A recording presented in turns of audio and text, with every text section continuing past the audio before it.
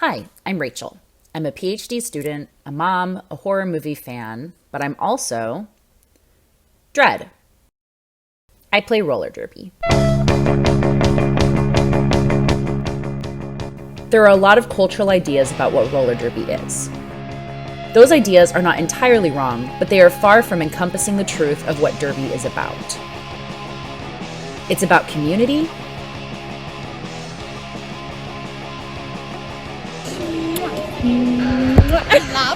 Labio. athleticism,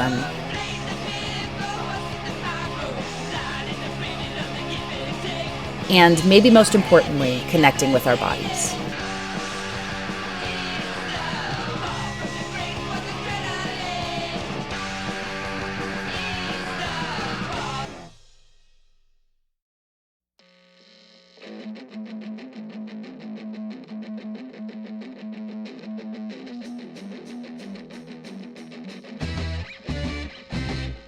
Here's a quick derby vocabulary lesson for the uninitiated.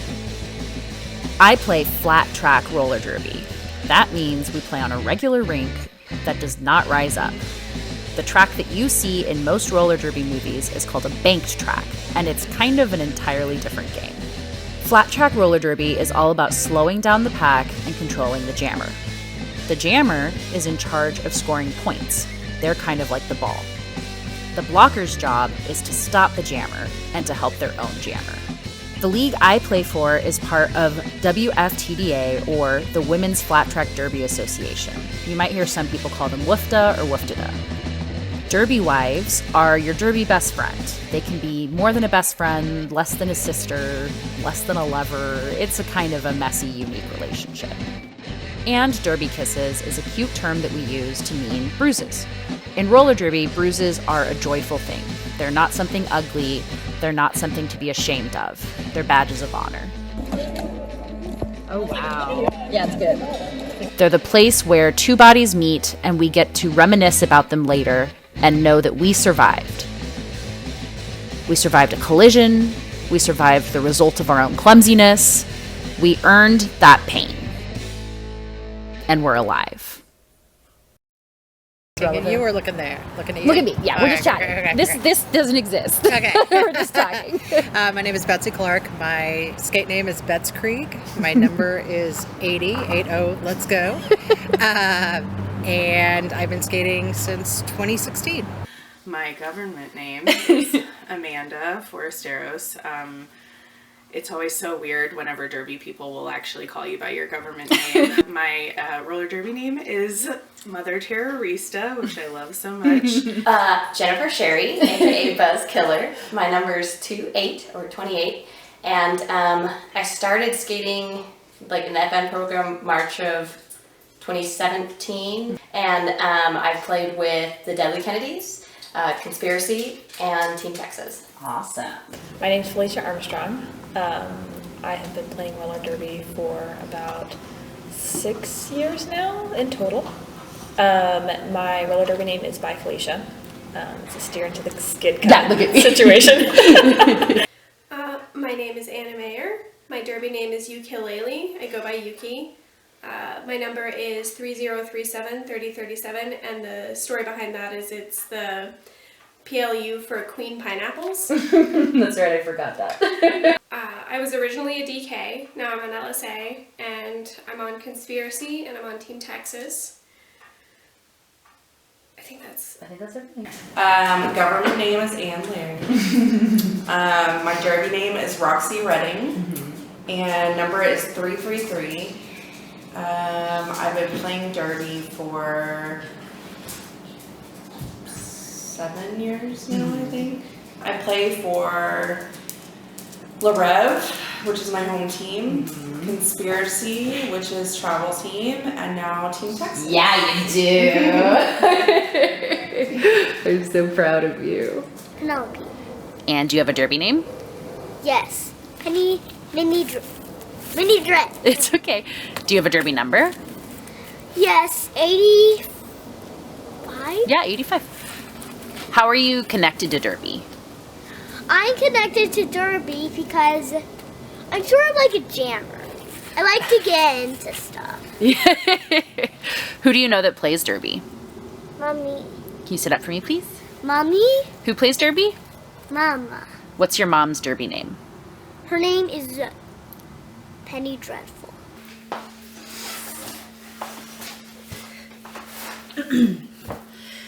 My name is Rachel Catlett. My Derby name is Penny Dreadful, but I go by Dread.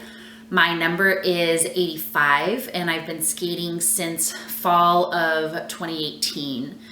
And I've been skating for Viva la Revolucion since spring of 2022.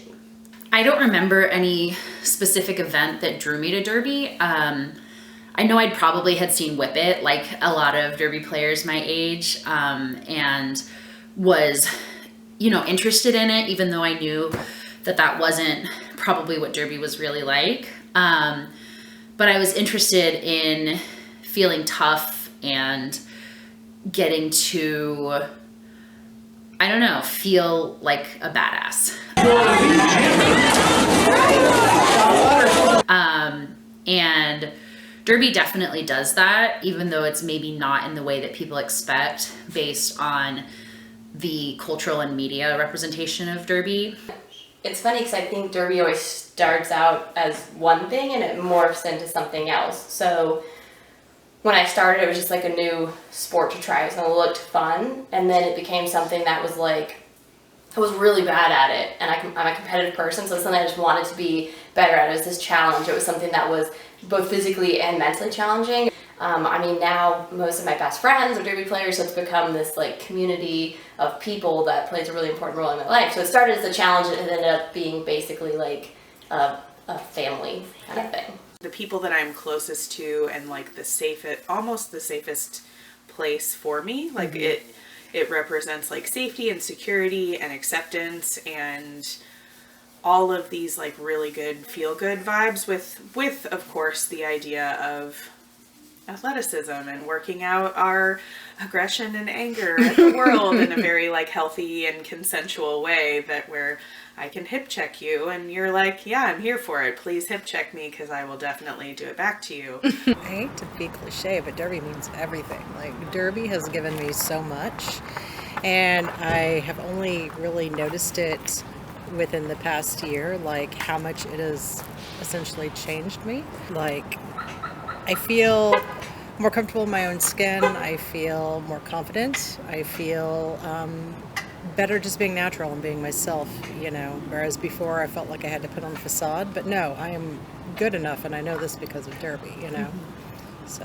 Oh yeah. Yeah. Derby has completely changed my life, and it's genuinely hard to remember who I was before I played roller derby.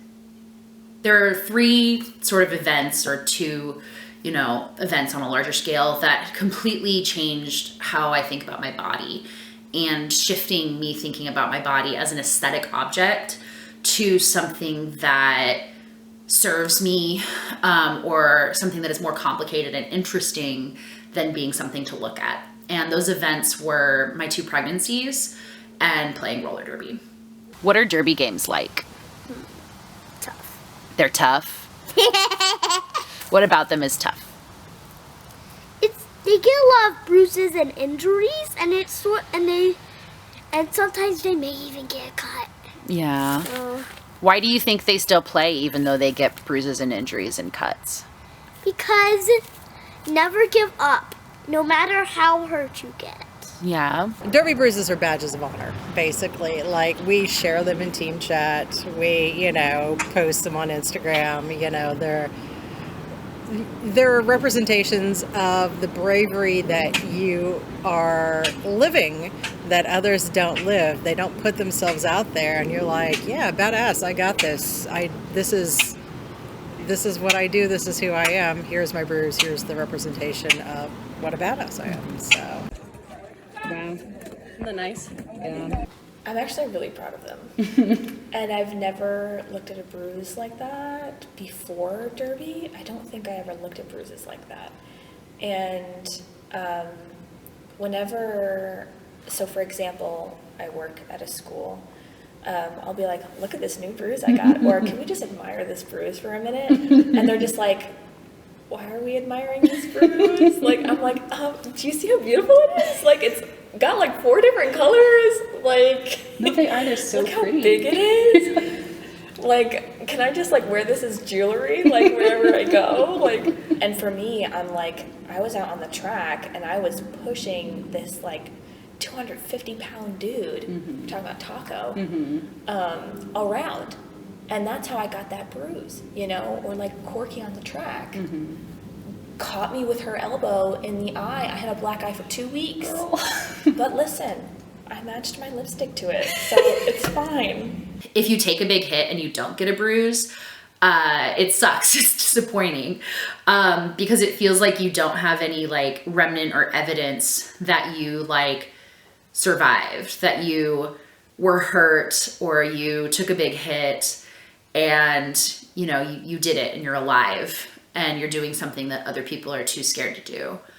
When I have a good bruise, you know, I feel in my body, and when I'm sore for days after practice, I feel in my body. Usually people wear their bruises as a badge of honor. Is that how you feel about your bruises from Derby? When I get them. You don't get them often? No, I don't bruise very easily. Is that disappointing to you? Oh, of course. How come? Because, I mean, like I said, people wear their bruises as a badge of honor, so when you take a really hard hit or a fall, you know, you want to show off that bruise, but I don't usually get them. So when you do get a bruise, is it like particularly exciting for you? Oh, for sure, yeah. Yeah, so I think, you know, before Derby, if you had bruises, you kind of tried to, like, hide them. Like, there weren't something that, you know, because you've definitely done, like, watching a table or something, but in Derby, they're like tokens. Like, you show them off. Like, look, I stopped the jammer, and I got this really cool, but, like, I sacrificed my body for this bruise, and you want to show it off, and the bigger, the better, like, a lot of times.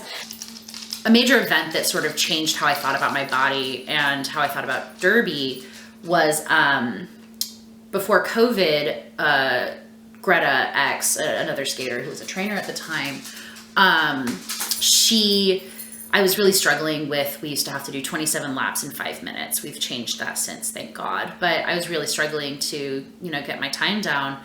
And she was giving me tips, and then she looked at me very seriously and was like, don't worry about losing weight. You don't really need to lose weight. Your body's perfect for Derby. Just work on these skills.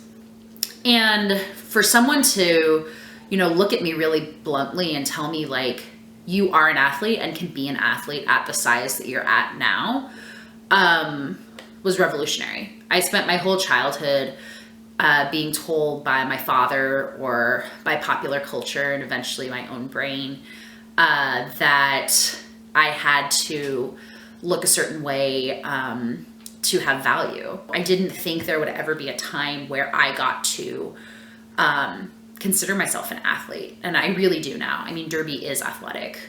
There's no question. You can't watch a game of Derby, I think, especially flat track Derby, and not think that it's a sport and an intense sport. My relationship with my body has changed a lot. I have 3 sisters, and my mother was always, we were a bit pageanty growing up. We did baton twirling contests, which had an element of pageant to it, and there were some really, frankly, shitty times where I was fat shamed by my own mother, and I've always wore this crown of being, you know, the big sister. With Derby, it doesn't really matter your size, it just matters your ability, and you can use your size to your advantage. So Derby has really changed my relationship with my body a lot. A lot. I appreciate when I'm sore after a Derby practice. I appreciate having blisters and bruises and everything, because it is a visual representation or a physical representation of the effort that I put in to this thing that I love. And so the more beat up I am, the more in love I am with it, because I know I've put in that hard work, and I'm, you know, trying to be the best me I can be, and I'm doing that through beating up my body. I know, it sounds so insane when you like explain it. Yeah. So I have been, I would say, at war with diet culture my entire life, for better and for worse. I was on my very first diet when I was in 4th grade as a way of bonding with my mom, because she was like a lifetime Weight Watchers person. And so I remember distinctly in high school as a three sport athlete, so I was working out like at minimum 3 hours a day every day, eating very minimal calories. And at the end of the day, I was like crying, eating carrot sticks because they had like no points. I had such intense dysmorphia, and I looked in the mirror and saw this monster human, even though I was probably in the best shape of my life in high school. Like, I looked pretty good. Like, I'd kill to go back to that weight. Absolutely. One of the things that just blows me away and continues to over the course of every time I show up for practice is that there are people there that are 18, 19, 20 years old, all the way up into their like mid to late 50s, and everywhere in between. There are people of all shapes and sizes, my size, bigger, teeny tiny, like probably a quarter of my weight. I'm pretty sure I could take AJ and just like eat her across the apex in a great way. It's helped me to remind myself, like, man, body, you are doing such a good job. Like, yes, you fail at these things, or maybe you're, maybe you could get lower, maybe your plows could get stronger, or your endurance could be better, and yet also you're able to accomplish all of these really amazing things. It's that like strength and energy that comes with like, yes, I can do these very, very difficult things, even if I don't look exactly like I'm quote unquote, society deems that I'm supposed to look like. My relationship with my body before, I would say it was non-existent. It just wasn't as apparent, and I didn't really check in with myself as much as I do now. And I think that part of that is because like you have to check in with yourself when you're doing a contact sport, but also just being secure in my body. I feel like I'm more secure with myself and what my body is able to do. For a long time, my body was something that I didn't really care about, or that I had explicitly negative feelings towards. And that's changed so much during Derby, and it's made it easier for me to take care of my body, or want to take care of my body, which is still something that I struggle with. And, if it's not for me, but it's for my team, right? Then I want to do a good job for them, or I know I'm going to have to play a lot in an upcoming game. Definitely have a very symbiotic relationship with my body. I do good things for it. It does good things for me. And Derby is a good thing, despite hurting myself. But my relationship with my body has changed because I hurt myself. Because, your joints are all fluid and stuff until you do something that hurts them, and then now just both of my shoulders just crackle. And I have to take extra care of my body because I know what happens when something goes wrong with it. It's pretty wild.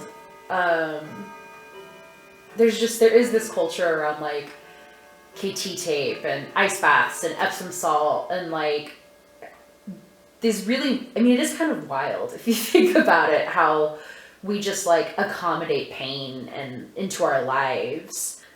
So you specifically called out like injuries and bruises, but I have one that is not really either of those. Oh yeah. And it is the sacrifices you willingly make of your body to do the sport, especially regarding our feet. Like, people lose toenails all the time. We just get used to these, like, mutations from our body, right? Yeah. These like ballet dancers, right? Yeah. Like, especially like you said with our feet. Like, I have 2 permanent blisters. I've got this scar right here is because I get it, my skates pull off my skin because I have to have them tight enough that I won't break my plate. So that's just like, it's permanent. It's a scar from this thing that I love to do. Yeah, and just the ways we force ourselves to get used to that, or like accommodating our big injuries, right? Like instead of stopping skating, we just figure out how we can skate around that injury or play around that injury, right? Towards the end of my rookie season, I sprained my ankle really badly, and that injury was hard on me mentally and physically, obviously. I was in a boot for such a long time. And even then, after I came back out of my boot, you know, it was still shaky and I was dealing with pain, and I've been dealing with it on and off for my whole second season, which just finished. It was really hard to be away from Derby. I was in a terrible depression when I wasn't able to skate. And then this year it's been hard to get back in the mindset that I was in prior to my injury, because I'm worried about getting hurt again, or because I feel like I'm not making progress the same way I was my first season. So it can be hard sometimes to remind myself to have grace with myself. But I think that Derby has also been an incredible outlet to learn how to be kind to myself and to have grace, and to say like, yeah, of course I'm not able to stay on my left foot as long as I can stay on my right foot, because I had a sprain so bad I almost had to get surgery. And I'm working on it, but Derby, and especially the people in Derby, who, you know, exude so much kindness toward me in that regard, like my friends, have really been teaching me how to extend that grace to myself more often. The final matchup of the 2018 season, 3 minutes left of the game, I took a hit to the sternum and I stepped back trying to break my fall and just like sat on my ankle, broke my fibula. So anyway, the city in the hospital, I started just like bawling. My husband was like, what is happening? And I was like, I don't want to quit Derby. And he was like, you don't have to, like, it's fine. But it's crazy because I actually came back stronger. You know, my shoulder in 2020, January 2020, a teammate, Yuki, accidentally pulled my arm out of socket while I was skating to the outside line, and she went the jammer juke back the other way, and she pulled me back across and just pulled it right out. And so I had to have reconstructive surgery for that. What do you think it says about our sport that like so many people sustain, I mean, pretty terrible injuries? Oh yeah, the spine surgeries that happen over and over COVID, and then return, or that their chief concern isn't, you know, my body's broken, it's how long am I going to have to be off the track? Like how is this going to affect my game when I return? Yeah, you know, it's very rarely like, okay, I'm done, you know? Yeah, it very rarely. I've actually only seen that once, and that was a shoulder injury. When I saw her go out with that, and then I had mine, I'm like, fuck that. That's not going to be the end of me. So it was kind of a dare. Mm-hmm. But yeah, seeing Kitty breaking her hand at the end of the season, and she's like, yeah, I'll be back, just I need the off-season day. Yeah, and there's so many other sports where if you broke your hand. Get the screw taken out of my hand, and you know. Sometimes you just got to let time do its thing. You just got to be patient and not push yourself too much. But how do you not push yourself too much in Derby? I know. You know? That's one downside for sure, is like, and that's usually self-inflicted, because your friends will be like, stop fucking skating on your injury. Right. But you want to play so bad, right? And we're so used to ignoring like regular pain. That that is kind of a downside, I think. Well, I sprained my ankle in like three scrimmages from the end of the season, and I should have been off it more, but it's fine. It's still swollen. It's fine. It's fine. I don't remember what finally pushed me to go to a welcome wagon event in 2018 when I finally joined Derby for real, but I'm endlessly grateful for it. I don't know who I would be now with roller derby. I don't know if I would be doing the things that I'm doing now. I don't know if I would be taking the risks that I take now, you know, personally and physically. And it's so important to me, like having kids, that they see me doing something that I'm passionate about, involved in a loving community,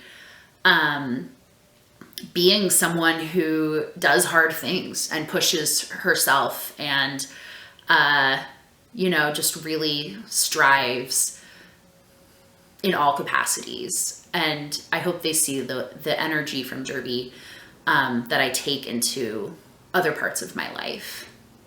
Oh man, I laughed so hard when I saw you put this question, because I remember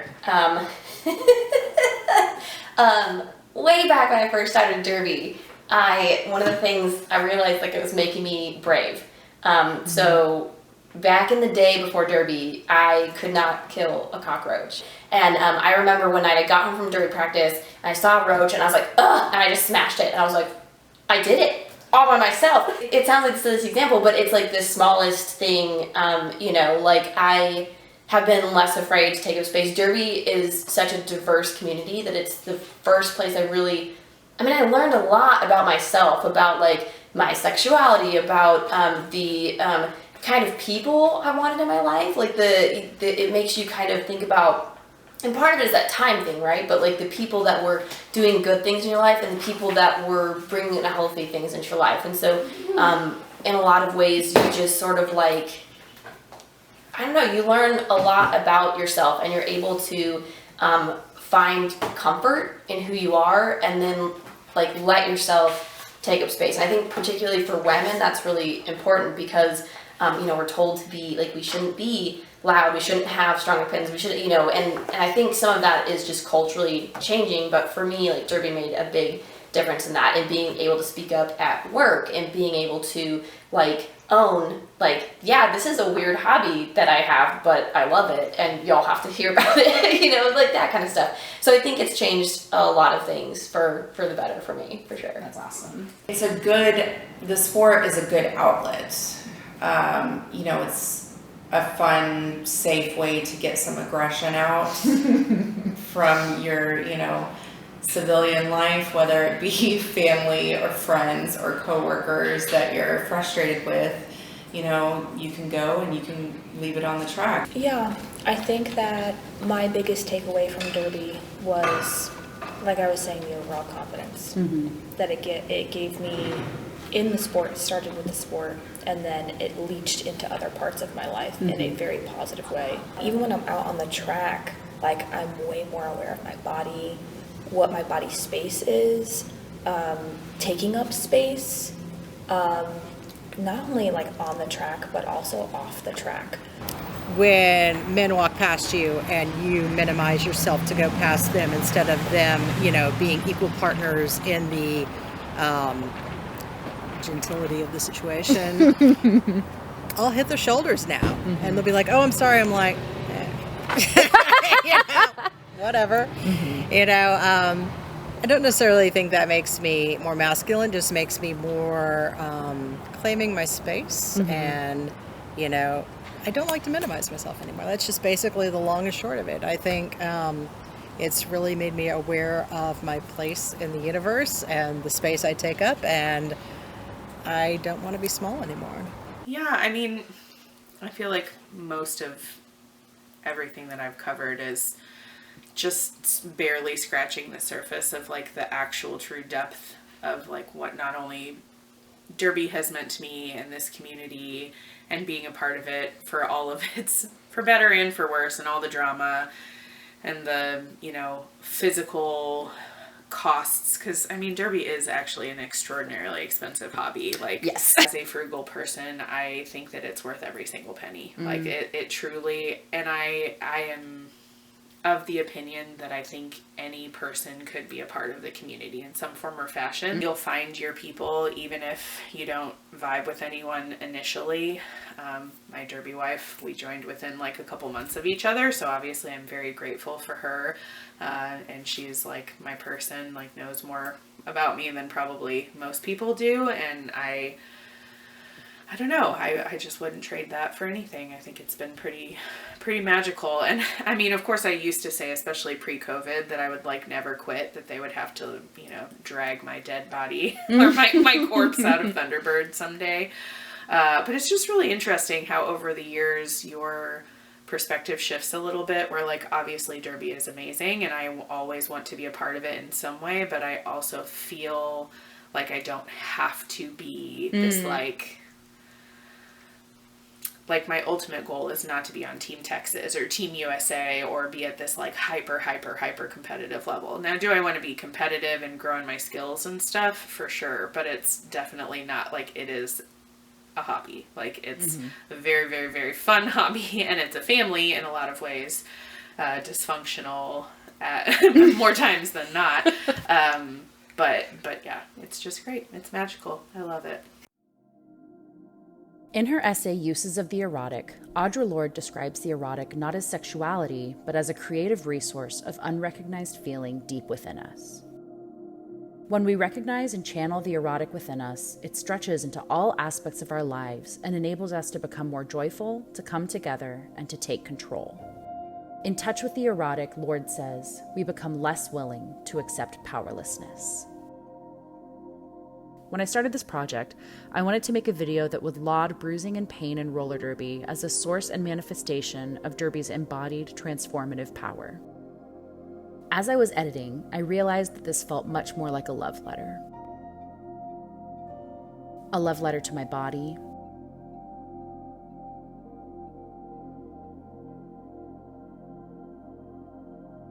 a love letter to my friends, a love letter to our community,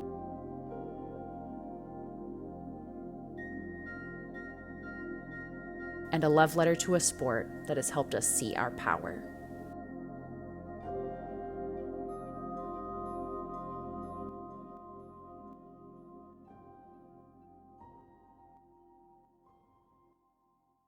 What do you think of your mom playing derby? I think she's great. Yeah. Do you think it makes her look cool?